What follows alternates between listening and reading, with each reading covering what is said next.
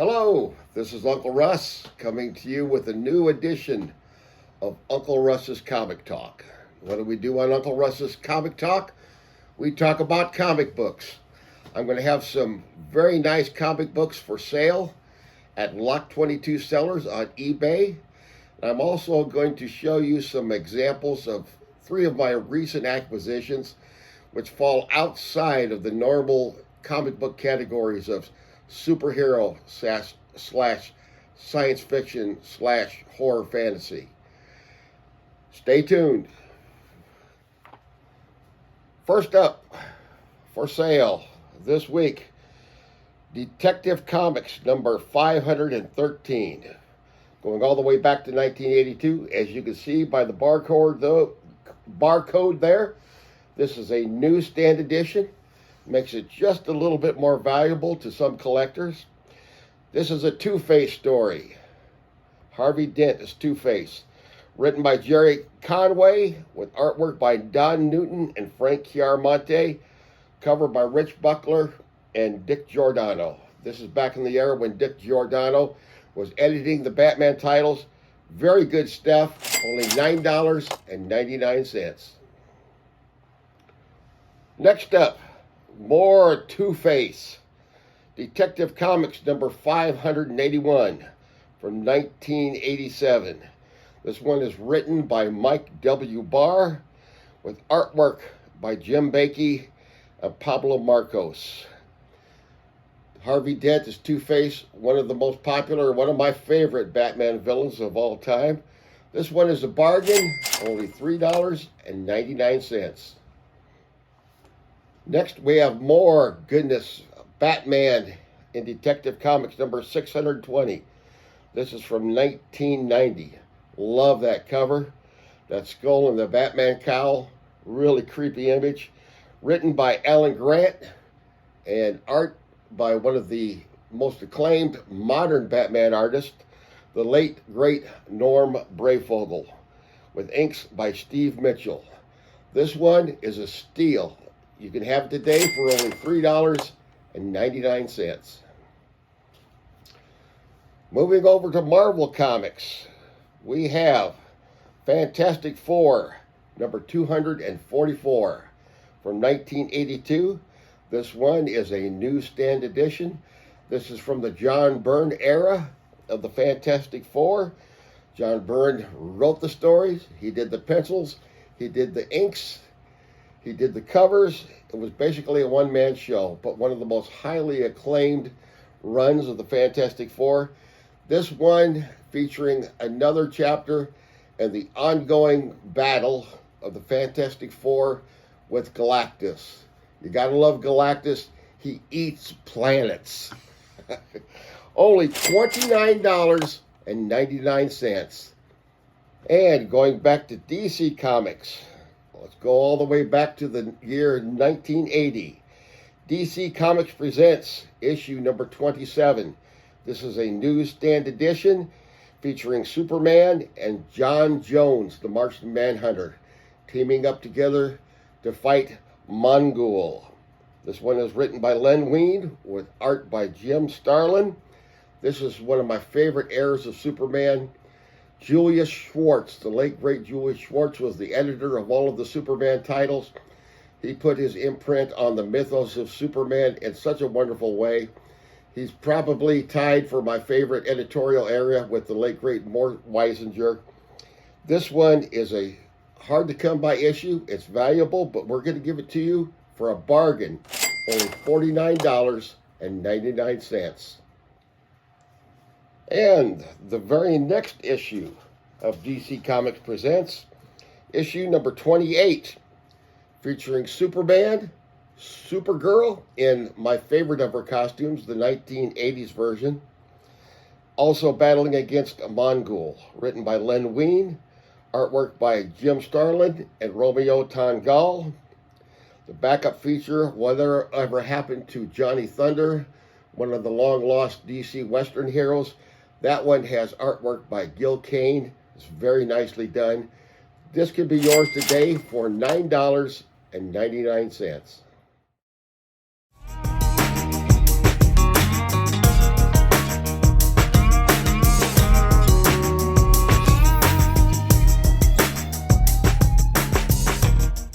Hello, everybody. It's Ben Shrewsbury. This is Uncle Russ.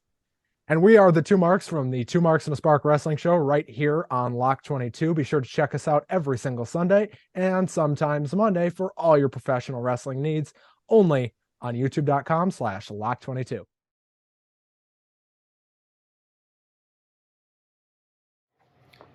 And our final offer for sale today, DC Comics presents issue number 81 from 1985, Superman and Ambush Bug.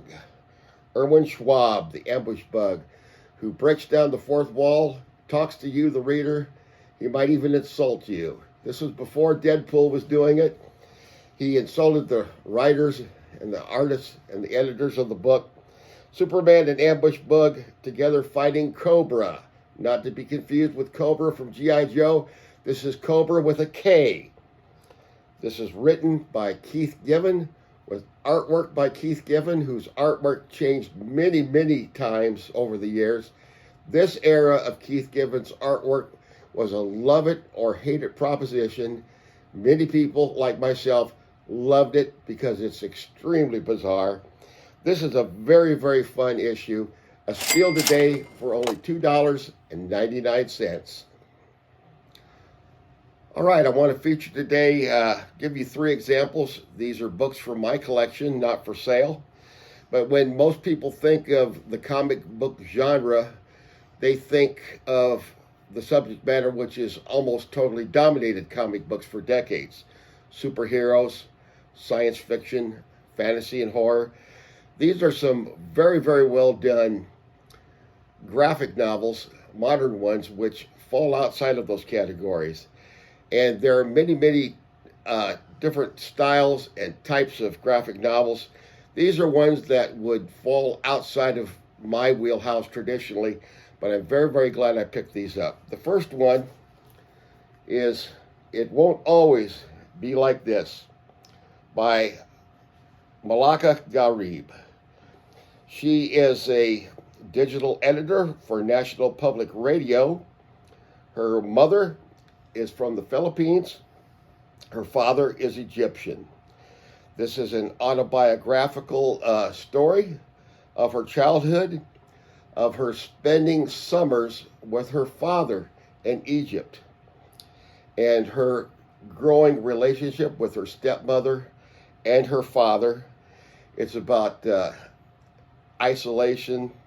It's about a lot of issues, coming of age issues. This is a very, very moving and very powerful. This one really spoke to my heart. It's a wonderful story. Malika Gharib, she is the winner of the 2020 Arab American Book Award. And she is an example of a serious journalist and writer who has chosen the comic book format, the graphic novel format specifically, to write about her life in a very moving and powerful way. This is one that falls way outside of my traditional wheelhouse for subject matter, but I cannot recommend this enough. It's a very, very good story, and everybody would enjoy it. Second up, another autobiographical story.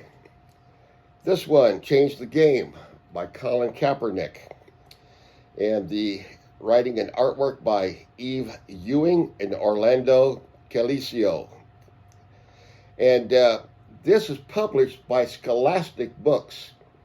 Many of you remember Scholastic. When I was a kid, back in the olden days in grade school, we used to get something called the Weekly Reader. We had an opportunity to order books through the Arrow Book Club, sometimes the Lucky Book Club. This was all Scholastic. Well, today Scholastic Publishing has become one of the most successful publishers of graphic novels. They so dominate the market, not in your traditional comic book stores, but in other outlets, regular bookstores. Scholastic has become so successful publishing graphic novels that DC Comics and Marvel Comics pray and wish that they could even come close to the numbers that Scholastic does. One of the most successful comic publishers in the modern era. This is a great story. They have a controversial figure He writes about growing up as a very gifted athlete. He was recruited by colleges and even Major League Baseball when he was in school to be a baseball player. He excelled at baseball and basketball. He writes about growing up as a black kid with white adoptive parents and how he took a little bit different turn. And it started with his first big sports hero was a guy by the name of Allen Iverson. This is a fascinating story, highly recommended. Even if you don't like the guy, I think you'll learn a lot more about him. He shows a little bit more of his heart and where he's really coming from. Very good. And like I said, Scholastic, not expected to be such a great comic book publisher, but I could do a whole episode just about their success in the comic book realm. Quite unexpected to people that are only familiar with Marvel and DC. And third up, this is one I really love. Joan Jett and the Blackhearts, 40 by 40. This is a flip book. And this are stories based upon her first two solo albums. The 40th anniversary of I Love Rock and Roll and Bad Reputation. Joan Jett is one of my favorite rock and roll artists. I like everything she's ever done. I was quite surprised to find this at my local comic book shop a couple of months ago. Was not aware that it was even available, but this is one I highly recommend. It's a lot of fun. The stories and artwork in here are based upon interpretations of songs from those two landmark rock and roll albums. So those are some examples of the types of books that you can find if you go looking. They're not superheroes. They're not science fiction stories. These are real life stories based upon reality. And that's a growing area, a growing genre in the comic book field. And it's an exciting one to me. It's also one in which a lot of female writers and artists are finding a lot more chances to express themselves. The comic book field is really opened a lot for people that have not traditionally been involved in it. Highly recommend it. I want to remind you that anything that we have for sale, if you'd like to combine orders, email us. All of these things can be viewed closer at Lock 22 Sellers on eBay. Send us an email. We're willing to combine orders to save on shipping costs. We also have many, many other comic books, hundreds of them. We have books, both fiction and nonfiction. We have big little books. We have action figures. We even have t-shirts. Uncle Russ's Comic Shop, if you're interested. I want to thank you for joining me this week. Please give us some feedback on the video, positive or negative. I'd love to hear from you. I'll see you again next week. This is Uncle Russ saying goodbye. Hopefully you found something that you liked today. If you'd like to purchase any of these books, check for the links in the description below. There'll be more books for sale every week. Lock 22 Sellers on eBay.